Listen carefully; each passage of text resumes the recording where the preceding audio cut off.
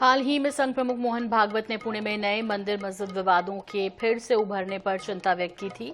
इसके बाद संघ से जुड़ी पत्रिका है ऑर्गेनाइजर, जिसमें कि संभल से सोमनाथ तक ऐतिहासिक सत्य को जानने और सभ्यतागत न्याय को तलाशने की लड़ाई शीर्षक से संपादकीय प्रकाशित किया गया है।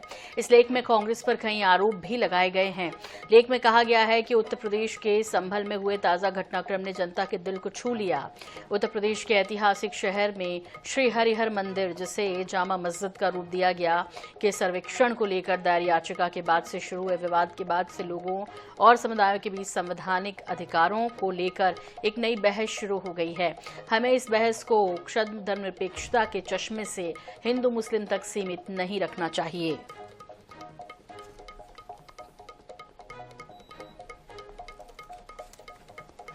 कंट्रोल ऑफ द टेम्पल, ये जो है बेसिकली समय की मांग है और पिछले कई दशकों से विश्व हिंदू परिषद इस मांग को उठाता रहा है। पीछे जो तिरुपति बालाजी के जो मंदिर के प्रसाद में जो लड्डू में जिस तरह से मिलावट देखी गई, मंदिरों के प्रबंधन को लेकर के, मंदिरों की संपत्ति को मिसएप्रोप्रिएट करने की बात को देखा गया, मंदिर के जो अनास्थावान लोगों का उस पर नियंत्रण, ये भी देखा गया। मंदिर की संपत्ति या मंदिर के जो चढ़ावा है, जो भक्त अपने श्रद्धा विश्वास के साथ भगवान को अर्पित करता है, उसका जो है गैर हिंदू या हिंदू द्रोही कामों के लिए जो प्रयोग हो रहा था, उसको लेकर के हिंदू समाज बेहद आहत है।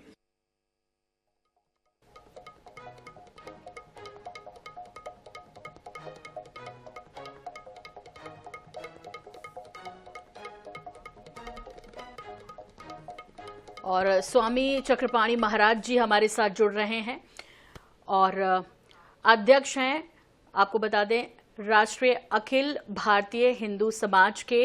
आपसे जानना चाहेंगे कि ऑर्गेनाइजर लिख रहा है कुछ, मोहन भागवत जी ने कहा इससे इतर, तो क्या ये समझा जाना चाहिए कि अंदर ही अंदर उनकी इस बात से असहमति भी जताई जा रही है आरएसएस में?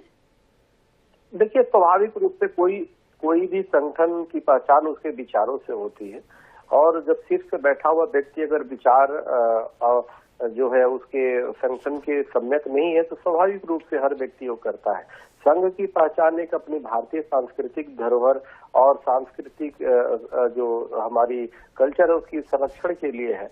और जब जो भी मंदिर की, प्राचीन मंदिरों की बात हम सब करते हैं, या हमारे राम मंदिर, कृष्ण जन्मभूमि, या काशी, या और जो भी हमारे प्राचीन मंदिर है जिसपे गुम्बद बनाया गया, जिसपे कब्जा किया गया, उसको मुक्ति किया जाए, तो सिर्फ मात्र मंदिर नहीं है बल्कि वह एक जो है हमारी सांस्कृतिक धरोहर है।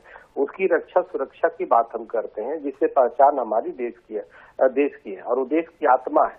तो इसलिए उसके विपरीत अगर जो कोई ये कहता हो, अपने को सेकुलर दिखाने का प्रयास करता हो कि जी ये तो जो है इसे कितनी हम मस्जिदों में खोजेंगे शिवलिंग, तो हमें लगता है वो कहीं न कहीं संगठन और समाज और भारतीय संस्कृति से वो इतर जा रहा है, कहीं न कहीं उस विचारधारा से, क्योंकि किसी भी व्यक्ति की पहचान उसके अपने विचारधाराओं से ही होती है। तो माननीय मोहन भागवत जी का मैं सम्मान करता हूँ, लेकिन उनकी इस विचारधारा से बिल्कुल कोई भी सहमति नहीं जता सकता है। और इनके विचारों का प्रयोग जो है हमेशा जो कट्टरपंथी हैं वो लाभ लेते हैं। जब डिबेट में बैठे तो वो बार बार इस बात को कोट करते हैं कि मोहन भागवत जी कहते हैं कितने मस्जिदों में आप शिवलिंग खोजोगे, उनको एक आधार मिल जाता है। ये बहुत ही चक्रपाणी महाराज जी, आपका क्या रिएक्शन रहेगा ये जो इस वक्त चल रहा है? क्योंकि कोर्ट ने जब फैसला दिया था बावरी के मामले में, तब भी उन्होंने कहा था कि इसके बाद देश का तनाव न बिगड़े, इस तरह की स्थिति नहीं बननी चाहिए और इसके बाद ये नहीं होगा।